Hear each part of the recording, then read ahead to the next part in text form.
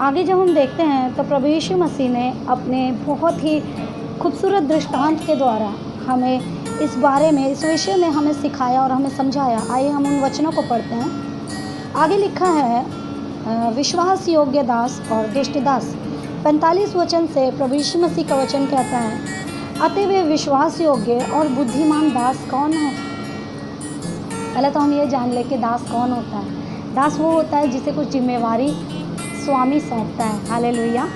वो हमारा स्वामी है और उसने हमारे जीवन में हमें बचाया और हमें कुछ जिम्मेवारियों को सौंपा है, हम पे विश्वास किया है कि ताकि हम उन जिम्मेवारियों को पूरा करें। आइए, परमेश्वर का वचन कहता है, वे विश्वास योग्य और बुद्धिमान दास कौन है जिसे स्वामी ने अपने नौकरों चाकरों पर सरदार ठहराया कि समय पर उन्हें भोजन दे।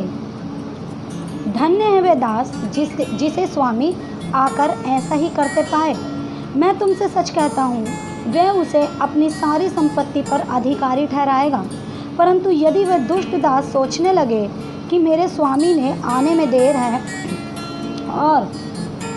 और अपने साथी दासों को पीटने लगे और पियक्कड़ों के साथ खाए पिए, तो उस दास का स्वामी ऐसे दिन आएगा जब वह उसकी बाट ना जोता हो और ऐसी घड़ी जिसे वह ना जानता हो। तब वह उसे भारी ताड़ना देगा और उसका भाग कपटियों के साथ ठहराया जाएगा। वहाँ रोना और दांतों का पीसना होगा। हालेलुया।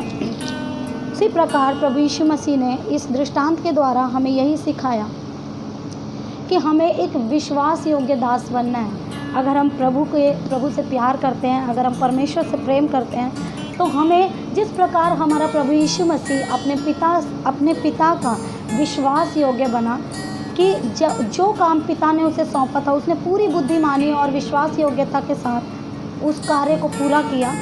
और उसी प्रकार से वो हमसे भी यही चाहता है कि हमें भी जो सुसमाचार की जिम्मेवारी दी गई है कि हम इसे जगत के छोर छोर तक पहुंचाएं, हम उन लोगों को, निर्बलों को संभालें। इन वचनों के द्वारा जो लोग अंधकार में पड़े हैं, उन्हें अंधकार से ज्योति का रास्ता दिखाएं।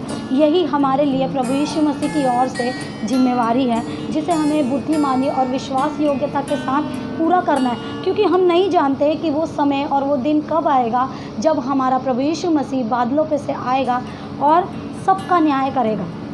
हालेलुया। कहीं ऐसा ना हो, प्रभु यीशु मसीह इन वचनों से हमें यही सिखाना चाहता है, कहीं ऐसा ना हो कि तुम अपने भोग विलास में पड़े रहो और अपनी इच्छाओं को पूरा करते रहो और उस जिम्मेवारी को भूल जाओ जो तुम्हें सौंपी गई है। कहीं ऐसा ना हो कि तुम सोचो कि समय अभी बहुत दूर है, क्योंकि जब तुम इन चिन्हों को आते हुए देखो तब तुम जान जाओगे कि यीशु मसीह का आगमन निकट है। और उसी रीति से जब हम इन चिन्हों को देखते हुए आ रहे हैं और हम देखते हैं कि हम बहुत ही अंतिम समय पे खड़े हैं कि किस रीति से, जिस तरीके से अंजीर के पेड़ से जब पत्ते झड़ जाते हैं तो हम समझ जाते हैं कि ग्रीष्म काल यानी कि गर्मी का मौसम निकट है। उसी प्रकार से जब हम इन चिन्हों को आते हुए देखते हैं तो हम समझ जाते हैं कि प्रभु यीशु मसीह का आगमन निकट है। तो इसलिए हमें तैयार रहना है और हर दिन हमें अपनी सेवा को पूरा करना है। हमें जानना है, अपने आप को खंगालना है कि प्रभु ने मेरे लिए क्या बुलाहट को रखा है, परमेश्वर ने मेरे लिए क्या जिम्मेवारी को रखा है। क्योंकि हम ऐसे ही मसीह में नहीं आ गए, ऐसे ही परमेश्वर ने हमारे जीवन में कार्य करके और हमें एक टेस्टमनी नहीं दिया।